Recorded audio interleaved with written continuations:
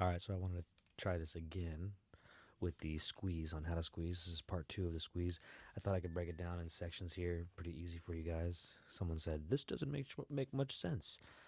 My apologies. I hope this video does a little bit better.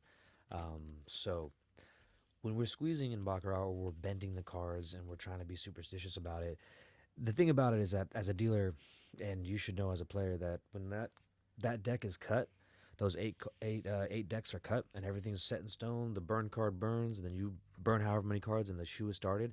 That's how it's going to be. It doesn't matter what dealer deals the cards. It doesn't matter what happens. That shoe is set in stone, and the results are going to be there. There's no burning a card when you change a dealer. Um, if there's a what's it called, a misdeal or a free hand, foul hand, whatever, it's gonna get dealt out no matter what, the same exact way that it always would. So with that little intro, hopefully that wasn't too pointless. But what I mean to say is that the superstition comes from the fact that you think that when you squeeze this, that somehow you're gonna. Maybe it's not even superstition. It's just to me, it's just a fun way to play the game. And when the casino allows you to do it, I mean, by all means, why not? So with this view, I hope you guys can see is that when you're squeezing, usually the person that's squeezing they'll cover the number. So when you're squeezing, you're looking and you see, all right, that's two sides. So if you needed a 6, 7, 8, or if you needed anything other than a 4 or a 5, then you know that you didn't get the card you wanted. Now, the other end of that is that if you needed a 4 or a 5 to hit Dragon or Panda, then you know you're almost there. So when you finally undo the whole thing, you know you got that 5 without seeing the number, without seeing anything, right? Because the 4 and the 5 are going to look identical when it comes to reading the sides or bending the sides upwards like that, right? But only one of them has the dot in the middle. So going further, it's the same thing with the deuce and the the 2 and the 3. You have no sides, and the ace as well. I didn't bring out the ace, but there's no sides. So it's another one where if you need a deuce or a 3 or an ace and you got no sides and you keep bending, that's going to be pretty obvious, right? The ace will be pretty obvious, but if you know you got no sides, then boom, let the dealer uncover it. Like I said, superstition or whatever. So going further, like I said, 7, 8, 9, out of order. They're, sorry, 6, 7, 8. But I wanted to compare the two because 6 is going to be the same thing, right? 6 is going to have 3 sides and nothing in the middle. So like that, nothing in the middle. So I don't need to compare that. I just wanted to compare the 9. 9 is the same thing as the 10. It has 4 sides, except there's 2 diamonds or 2 suits in the middle, right? Pretty simple. So same thing when you're squeezing. If you had a 0, 0, and then player draws 6, and you're like, all right, I need a 7. You go, you're like, 3 sides, okay. And I know I explained this in the last one, but I've literally seen people bend the card, rip out the middle, right?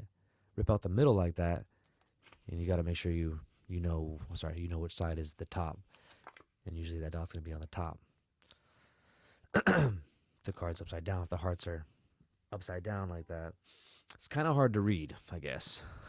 But if you notice, they're all the same way, both sides, no matter what, right?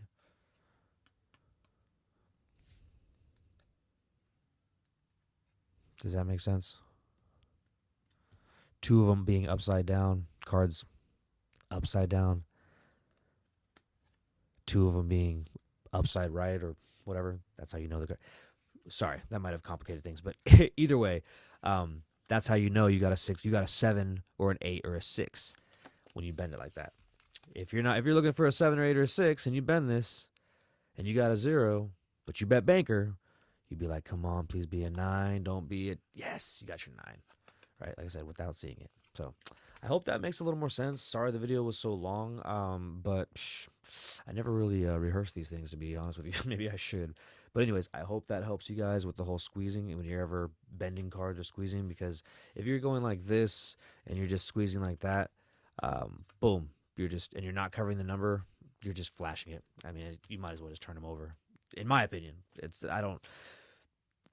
Especially there's another thing, another factor. Someone asked me, they rip and bend cards. Well, yeah, at our casino, because we're doing a new 8 decks every time the shoe ends, in a squeeze block and a high limit table. That there's people that if they see natural 8 on player and they bet banker, they're looking for that natural 9.